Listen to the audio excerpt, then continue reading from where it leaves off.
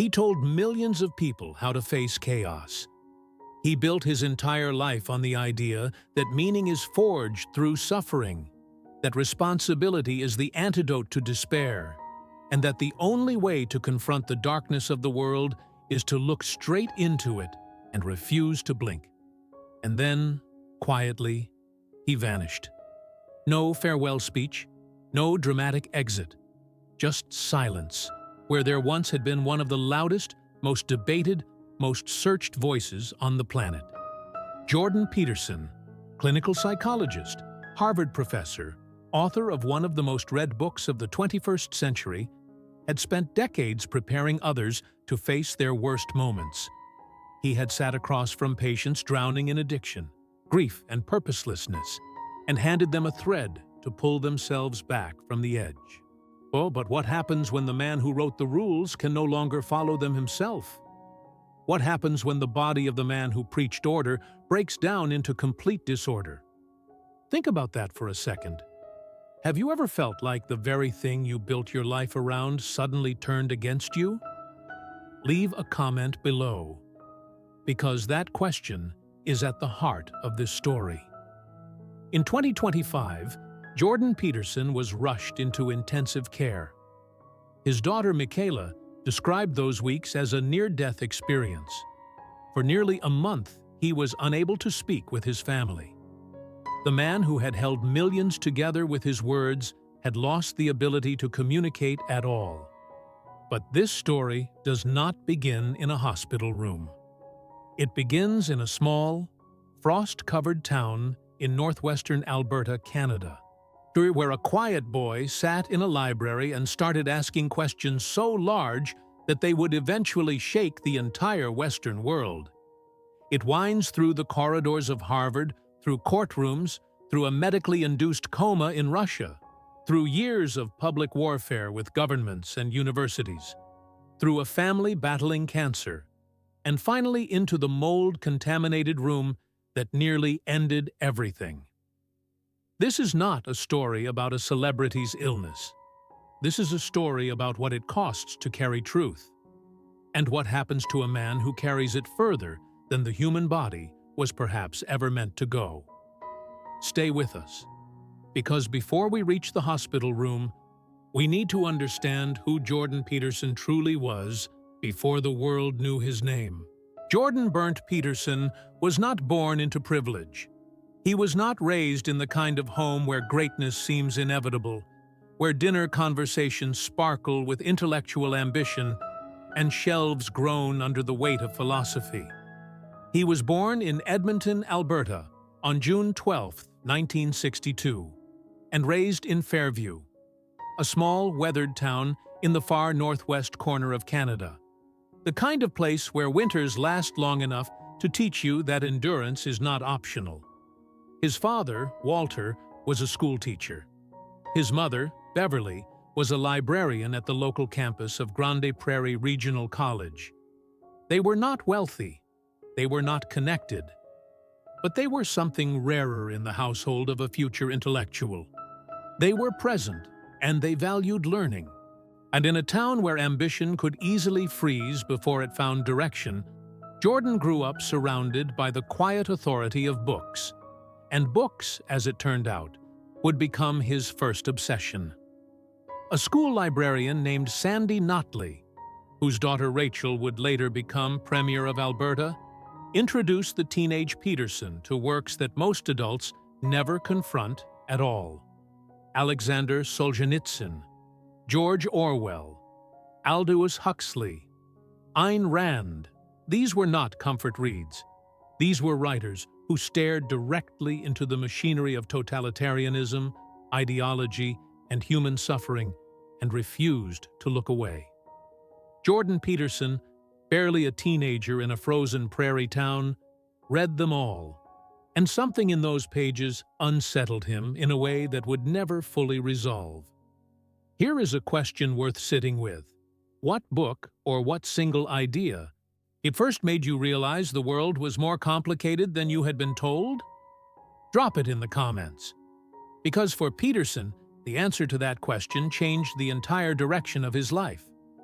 By his teens, He had joined the New Democratic Party, the political left, believing, as many idealistic young people do, that the right system could fix the broken world. But something kept nagging at him.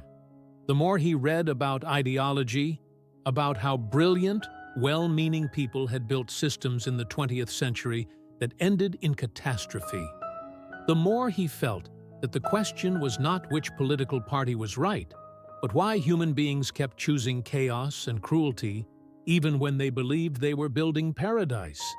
He quit the party at 18, not out of cynicism, out of a hunger for something deeper.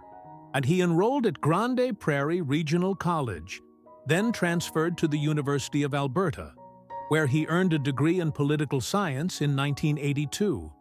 But political science, he discovered, only described the surface of the problem. The real questions: why do people follow destructive ideologies? What makes a person capable of genuine evil? What separates a life of meaning from a life of slow collapse? Those lived somewhere else. They lived in psychology. He went back to the University of Alberta and earned a second bachelor's degree, this time in psychology, in 1984. Then came McGill University in Montreal, where he pursued his doctorate under Robert O. Peel, one of the world's leading researchers in addiction and aggression. His doctoral thesis examined the psychological markers that predisposed people to alcoholism. He wasn't just collecting academic credentials. He was building, piece by piece, a framework for understanding the darkest corners of the human mind. By 1991, he had his doctorate in clinical psychology. And then Harvard called. From 1993 to 1998, Jordan Peterson lived in Arlington, Massachusetts, teaching and conducting research at one of the most prestigious universities on Earth. His work focused on personality, aggression, substance abuse, and the psychology of belief. He was not a celebrity. He was not controversial. He was a serious, driven, somewhat intense academic whose students remembered him as genuinely transformative. Someone who made them feel that ideas had consequences, so that the way you understood the world actually determined how you would live in it. One of his former Harvard students, novelist Greg Hurwitz, later said that Peterson was the single most influential teacher he had ever encountered. In 1998, Peterson returned to Canada and joined the faculty of the University of Toronto. He saw approximately 20 patients per week in private clinical practice. He began developing lectures on mythology, psychology, and the meaning structures that hold human civilization together. He was not yet famous. He was not yet a lightning rod. He was simply a professor who took ideas seriously enough to scare some people and inspire others. In 1999, he published his first book, Maps of Meaning: The Architecture of Belief, a dense to sprawling work that attempted nothing less than a unified theory of how human beings construct meaning from chaos. It took him 13 years to write. It sold, at first, barely enough copies to fill a modest living room. It did not matter. The ideas were already alive. They were already spreading through his lectures, his classroom, his clinical practice. And Jordan Peterson, the quiet boy from Fairview who had once read Solzhenitsyn in a school library while the snow buried the prairie outside, was becoming something he had never planned to be. He was becoming a man the world would eventually find impossible to ignore. But the world does not give that kind of attention for free. And the price Jordan Peterson would one day pay for it was something no book had ever prepared him for. For 20 years, Jordan Peterson had done exactly what serious academics are supposed to do. He published research, he taught classes, he treated patients. He built ideas slowly, carefully, the way a cathedral is built, stone by stone, with no expectation of applause. And then, in September 2016, he uploaded a YouTube video. 3 videos, actually. Simple in format. No studio lighting, no production team.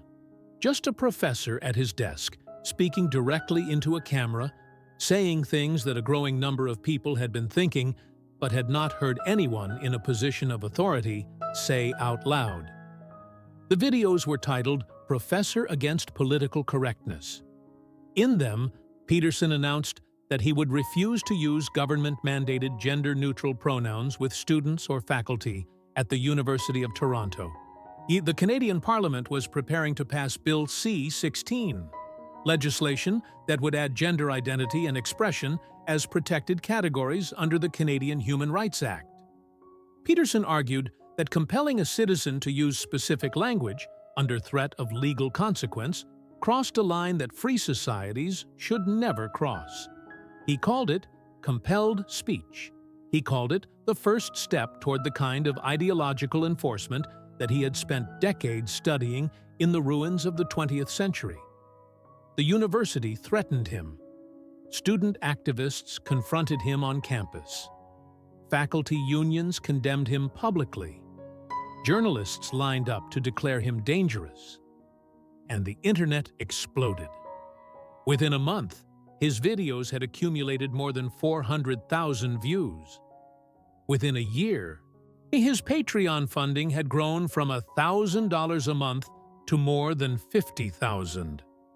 Letters arrived from across the world, from young men especially, but also from women, from people of every background, saying some version of the same thing. I thought I was the only one who felt this way. Now here is something worth considering. Do you think a person should ever be legally required to use specific words? Or does that cross a line for you? Comment below. Because that single question divided an entire country, and it launched one of the most unlikely careers in modern intellectual history.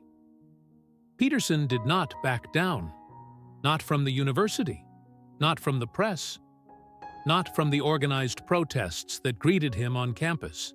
He stood at the center of the storm with a calmness that his supporters found heroic, and his critics found infuriating in equal measure. He had studied authoritarian systems for 40 years. He believed, with a conviction that was almost physical in its intensity, that the pattern he was watching unfold had a historical precedent. And that precedent ended badly. The more the opposition pressed, the more visible he became. By 2018, 12 Rules for Life, An Antidote to Chaos, was published. It was not an academic book. It was not a political manifesto. It was something rarer and harder to categorize, a serious work of ideas written in language that ordinary people could actually read, grounded in psychology, mythology, evolutionary biology, and the kind of hard-won clinical wisdom that only comes from sitting across from real human suffering for 20 years. It sold 10 million copies. He appeared on stages around the world. He debated philosophers, journalists, and public intellectuals.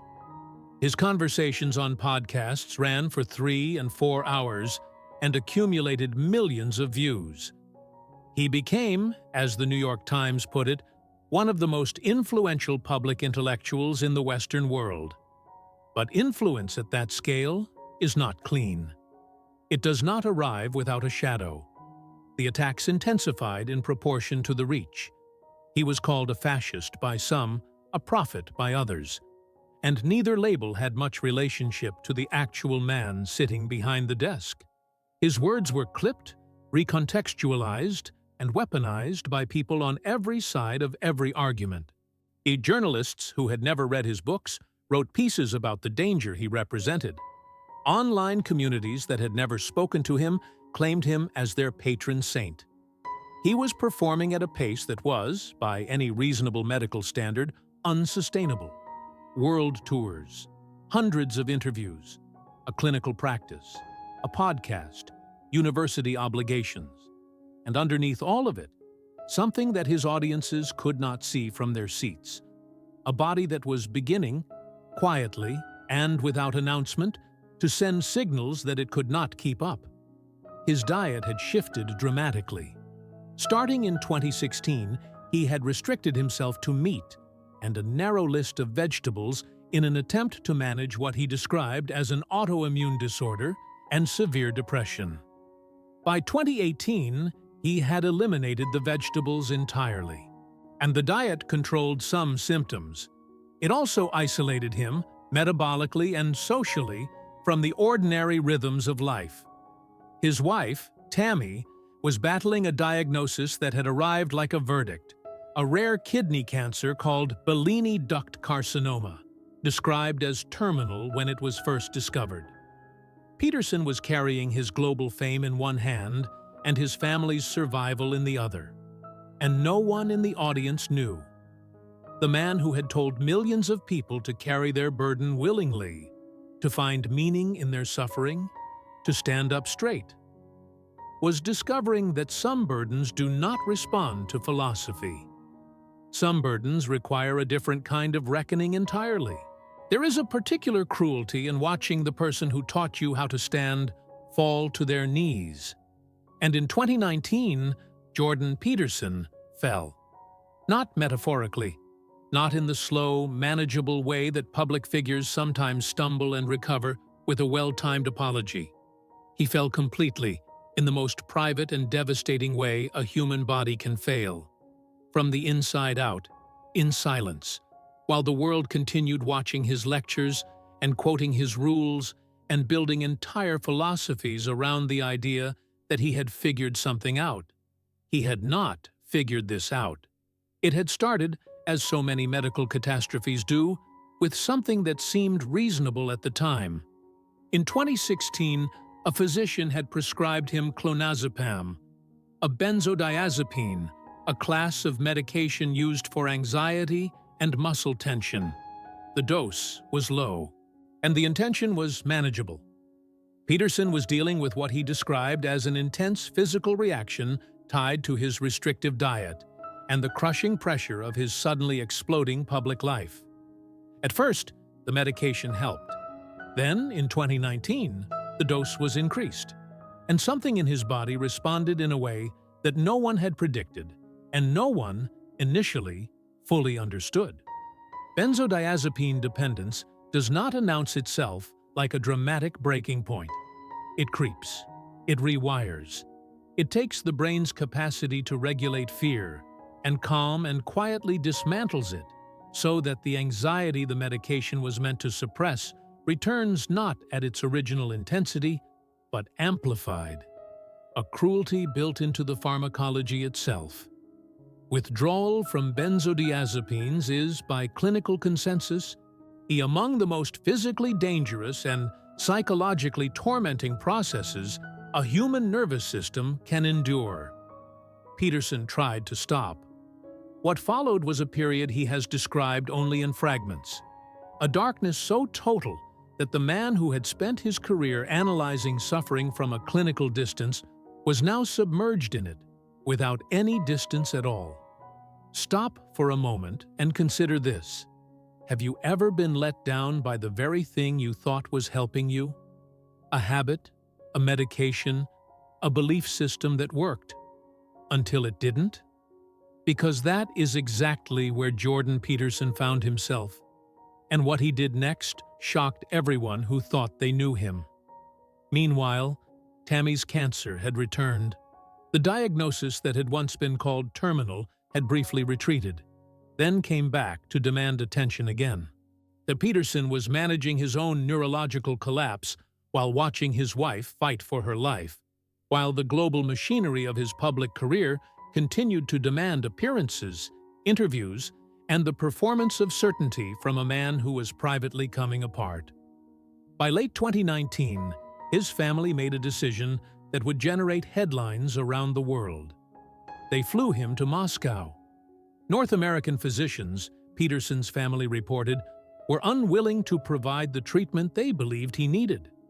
A medically induced coma designed to allow his nervous system to be stabilized without the brutal conscious experience of withdrawal.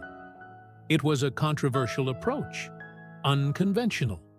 The kind of thing that makes medical establishments deeply uncomfortable. But conventional had already failed. In Russia, and doctors examined him upon arrival and found something that made an already dire situation worse. He had developed pneumonia in both lungs. His body, already under siege from within, was now fighting an infection as well. The induced coma went ahead regardless. For 8 days, Jordan Peterson was unconscious in a Moscow hospital, his brain and body held in a kind of forced stillness, while clinicians attempted to give his shattered nervous system a chance to reset. He was placed in an intensive care unit for 4 weeks following the coma. During that time, he lost significant motor function. He could not walk normally. His coordination was compromised. The man who had stood on stages in front of thousands, who had debated the most combative interviewers in the world with the stillness of someone entirely at home in conflict, now struggled with the basic physical grammar of movement. His family moved him to Serbia for continued rehabilitation, and for months, long, silent months, during which the internet buzzed with rumors and his absence spoke louder than any lecture ever had, Jordan Peterson disappeared from public life entirely. He reappeared in June 2020, gaunt and clearly changed, in a conversation recorded on his daughter Michaela's podcast in Belgrade. He spoke carefully. He moved carefully. The sharpness was still there, somewhere underneath, but it was wrapped now in something new, a fragility he had never shown before, an awareness that the body is not a vehicle you can simply push past its limits indefinitely. He said he was back to his regular self, but those who watched closely knew that was not entirely true. And the man who returned from Russia and Serbia was not the same man who had left. He had traveled to the outer edge of what a human body can withstand, and come back with the knowledge that the edge is real, that it does not negotiate, and that the rules for life he had given the world offered no exemption, not even for the man who wrote them. He had survived. But survival, as he was about to learn, was only the beginning of the reckoning. Because the next crisis was already forming, not in a hospital in Moscow, but in the walls of his own home. There is a version of Jordan Peterson's story that the public was allowed to see. The lectures returning, the podcast resuming, the interviews picking back up one by one, like lights being switched on again in a house that had been dark for too long. By late 2020 and into 2021, Peterson was re-emerging, careful, deliberate, carrying himself with the particular gravity of someone who has been somewhere most people never go, and returned with information they cannot fully translate into ordinary language. The world welcomed him back loudly.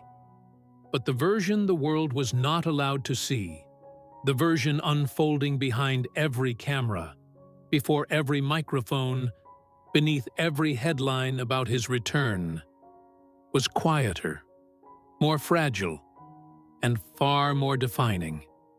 Tammy Peterson was dying. Or at least, that is what the original diagnosis had suggested. In 2019, the same year Jordan's health was collapsing under the weight of benzodiazepine dependence, Tammy received a diagnosis that carried its own particular devastation. Bellini duct carcinoma, a rare and aggressive form of kidney cancer. Rare not in the gentle sense of uncommon, but in the clinical sense of poorly understood, difficult to treat, and statistically unforgiving. Physicians had not offered much room for optimism. Jordan Peterson had spent his career helping patients sit with suffering. He had written and lectured extensively about the necessity of confronting mortality honestly, without flinching, without the comfortable lies that we tell ourselves to make the unbearable feel manageable. He believed all of that. He still believes it. See, but believing something intellectually and living it at the bedside of your wife of 30 years are two entirely different disciplines. Here is something worth reflecting on. Have you ever had to apply, in your own life, the very lesson you thought you already understood? Because Jordan Peterson, the man who taught millions how to face suffering, was now enrolled in a course he had never prepared for. Drop your thoughts below. Tammy fought. That is the word her family uses. And it is not a cliché in this context. It is a clinical description. She underwent treatment. She endured what cancer treatment requires people to endure. And somewhere in that process, in a development that her physicians struggled to fully explain, the cancer responded. The trajectory shifted, and the prognosis that had seemed fixed began to move in a direction that no one had confidently predicted. She survived. Not easily, not cleanly, not without cost. But she survived, and the relief that settled over the Peterson household was the kind that does not make you feel safe. It makes you feel aware in your bones of exactly how close the other outcome had been. Jordan returned to work carrying that awareness like a second skeleton. In 2021, he published Beyond Order, 12 More Rules for Life, a sequel that was, in many ways, a more personal document than its predecessor. Where 12 rules had been built on the architecture of order against chaos, Beyond Order wrestled with something harder, the recognition that too much order is its own kind of prison, and that the rigid structures we build to protect ourselves can become the very things that suffocate us. He resigned from the University of Toronto. After decades in academia, Harvard, McGill, Toronto, he walked away from the institution that had given him his platform and his credibility and his identity as a professor. It was not a bitter departure.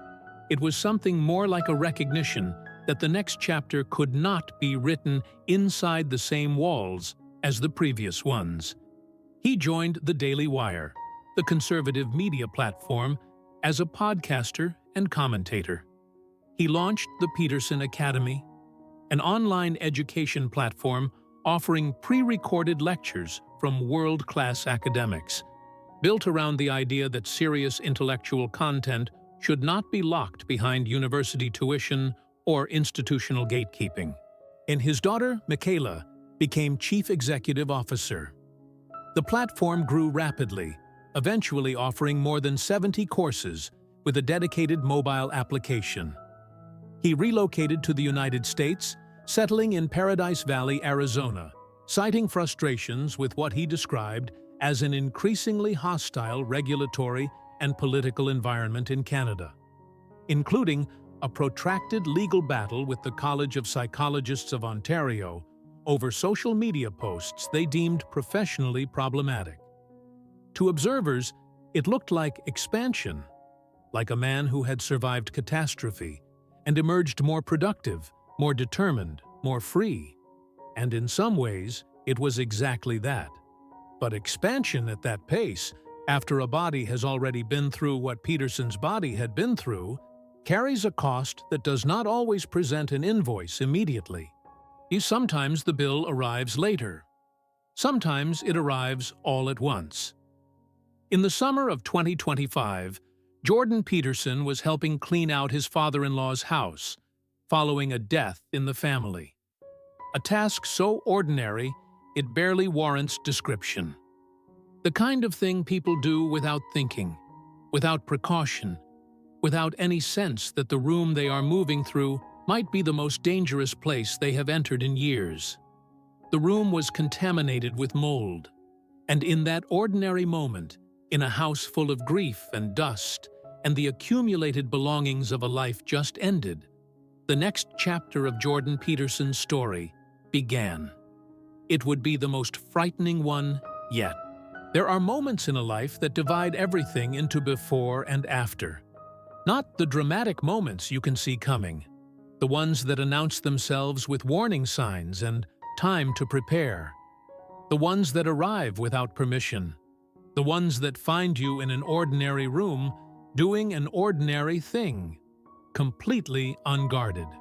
For Jordan Peterson, that moment arrived in the summer of 2025, inside a house he was helping to clean. His father-in-law had passed away. The family had gathered, as families do in grief, to sort through the remnants of a life.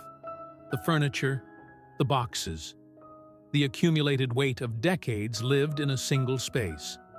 It was an act of love, an act of duty, exactly the kind of responsibility Peterson had spent his career telling people to embrace rather than avoid.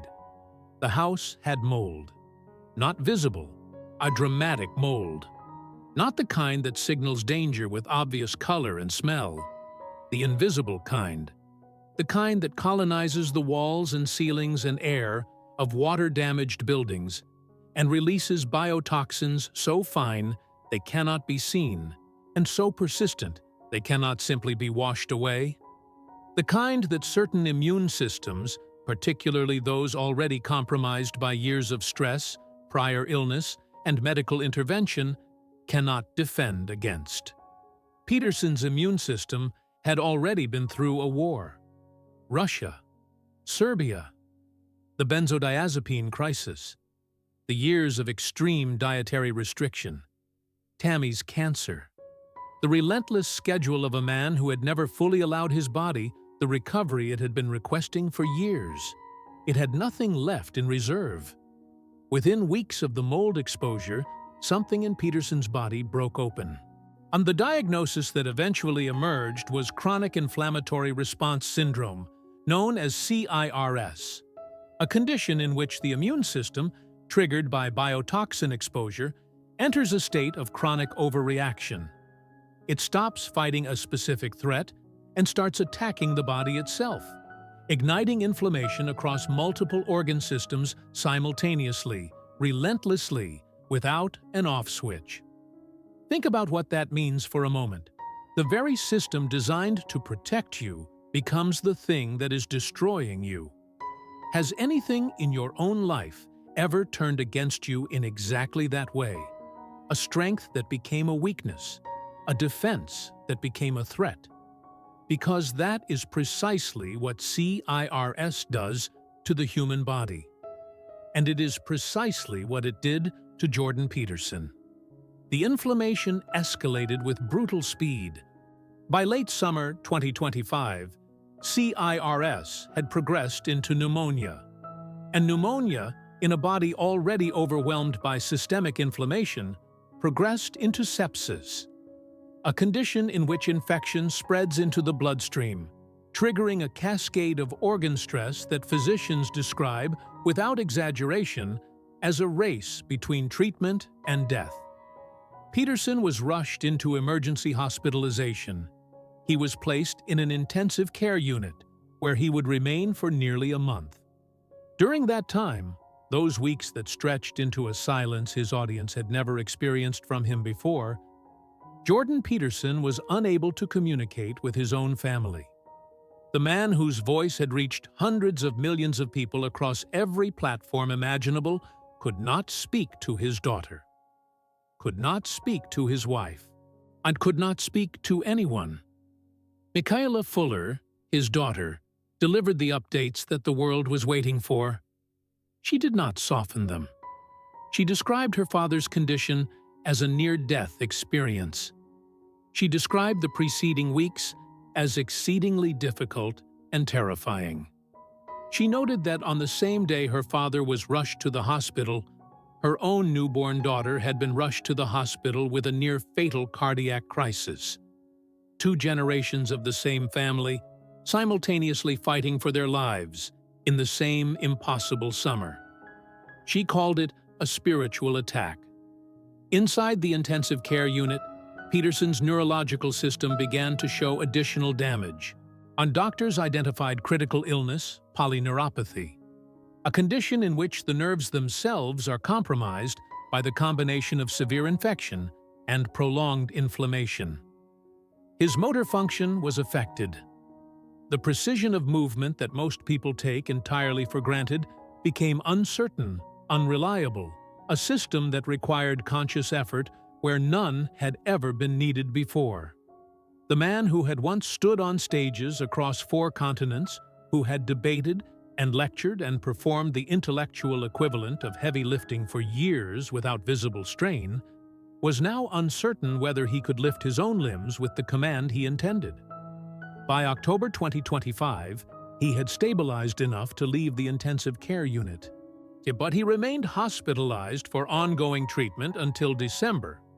5 months in total spent inside medical facilities, fighting a condition that his specialists described as requiring the kind of careful, long-term management that does not resolve on any schedule the patient controls.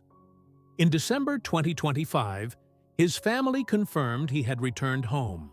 Home, in this context, meant Paradise Valley, Arizona, the house he had moved to when he left Canada, the house that was supposed to represent a new chapter, a fresh start, a life built on his own terms in a country where he felt less institutionally besieged. He was home. He was alive. He was not well. Michaela was careful with her words, in the way that people are careful when the truth is both necessary and painful. Her father, she said, and was not doing well, but he was not doing as badly as he had been. She asked for prayers. She asked for patience. And she said something that landed with a particular weight for the millions of people who had spent years listening to her father tell them how to carry their burdens without breaking. We are waiting, hoping, and praying for recovery. The man who had an answer for everything had no answer for this. Only the waiting, only the hoping, only the slow, unglamorous, profoundly human work of trying to heal. There is a particular kind of silence that only arrives after a very loud life. Not the silence of emptiness, not the silence of defeat, but the silence of a man who has said everything he believed needed saying, who has fought every fight he believed needed fighting, and who now finds himself in a room where none of those words and none of those fights can help him. That is the silence Jordan Peterson is living in now. And it is, perhaps, the most instructive chapter he has ever offered the world, not because he chose it, but precisely because he did not. He is at home in Paradise Valley, Arizona, as of early 2026. He is not in the intensive care unit. He is not in a hospital. He is alive, which is not a small thing, because there were weeks in the summer and fall of 2025 when alive was genuinely in question. A team of specialists continues to manage his recovery. The ongoing neurological complications, the systemic inflammation that CIRS leaves behind like a tide that recedes but never fully withdraws, the slow and unpredictable process of rebuilding a nervous system that was pushed past every reasonable limit. Progress, his daughter says, is gradual. Progress, in cases like this, is also non-linear. There are better days and worse days, and the worst days carry a particular cruelty for a man whose entire intellectual identity was built on the idea that discipline and will and the courageous confrontation of suffering can move a person forward. CIRS does not respond to will. Polyneuropathy does not respond to discipline. The body, when it breaks at this depth, operates on its own timeline, indifferent to the urgency of the person inside it. Here is the question this chapter asks all of us. What do you do when the tools that carried you your entire life are no longer enough? When the philosophy that worked stops working? When the strength you built is simply not equal to what is being asked of it? Think about that, and tell us in the comments, because it is a question every single person watching this will face in some form before their life is over. What remains, in the absence of the lectures and the debates and the worldwide tours and the relentless engine of public intellectual life, is something quieter and more essential: his family. Michaela visits every day, sometimes for hours. She has described those visits with a simplicity that says more than any elaborate tribute could. She is there. He is there. That is enough. The Peterson Academy, the online education platform they co-founded, the project that was supposed to be one chapter of his legacy, has continued growing without him at the center of it. 70 courses, a mobile application, a daughter who runs it with the same intensity her father once brought to everything he touched. He watches the courses now, Michaela has said. He watches them from home, in the quiet of recovery, and he likes them. There is something almost unbearably human about that image. A man who spent his life building a cathedral of ideas, sitting in its pew for the first time, finally still enough to look up at what he made. Tammy is with him, the woman who battled terminal cancer and survived it, who watched her husband disappear into Russia and reappear changed, who held the family together through crises that would have fractured most. She is there. 35 years of marriage, and the thing that has outlasted every controversy, every health collapse, every cultural firestorm, is the simple, unglamorous, irreplaceable fact of two people choosing each other through all of it. His son, Julian, is there. His grandchildren are there. The people who knew Jordan Peterson before the world did are the ones surrounding him now. And the world, the vast, opinionated, endlessly arguing world that he helped shape and that helped shape him, is watching from a respectful distance, waiting for a return that may come slowly, or differently, or in a form that none of us have fully anticipated. Before we reach the final reflection, a quick question. Of everything you have heard in this story, what surprised you most? The Russia chapter? The mold exposure? The way his family showed up? Tell us below, because your answer says something important about what this story means to you specifically. Here is what Jordan Peterson's health crisis reveals, beneath all the medical detail and the dramatic timeline. It reveals that the cost of carrying truth at the scale he carried it, through courtrooms and campuses and television studios and sold-out theaters on every continent, is not abstract. It is physical. It accumulates in the nervous system, in the immune system, in the spaces between the moments the camera captured and the moments it did not. It reveals that the rules for life he gave the world were not wrong. They were real, and they worked, and millions of people built better lives because of them. But rules are not armor, and meaning is not medicine. And even the most disciplined, most purposeful, most intellectually courageous life cannot negotiate with a body that has finally reached its limit. It reveals something about his daughter, a woman who has faced her own considerable battles with health and public life, showing up every day for hours without announcement or performance. Presence as its own kind of philosophy. It reveals something about Tammy, who survived what was supposed to be unsurvivable, and who is now sitting beside the man she married before anyone knew his name, in the quiet of a house in Arizona, doing the most ordinary and sacred thing two people can do for each other. Staying. And perhaps, most of all, it reveals something about the man himself. Jordan Peterson has spent his life arguing that suffering is not an obstacle to a meaningful life. It is the mechanism of it, that the willingness to pick up your burden, the real one, the one you did not choose and cannot put down, and carry it anyway, with your eyes open, is the closest thing to nobility that ordinary human beings can achieve. He is living that argument now, not from a stage, not from behind a microphone, not with an audience measuring every word for intellectual precision. He is living it in a bedroom in Arizona, on the days when getting up is hard, when the neurological damage makes simple things complicated, when the silence is louder than any crowd he ever stood before, And if you have followed this story from the small town of Fairview to the libraries of Harvard, to the hospitals of Moscow and Belgrade, and now to the quiet of Paradise Valley, you already know something that no lecture could have taught you as clearly as this life has. The map of meaning is not a guarantee. It is a compass.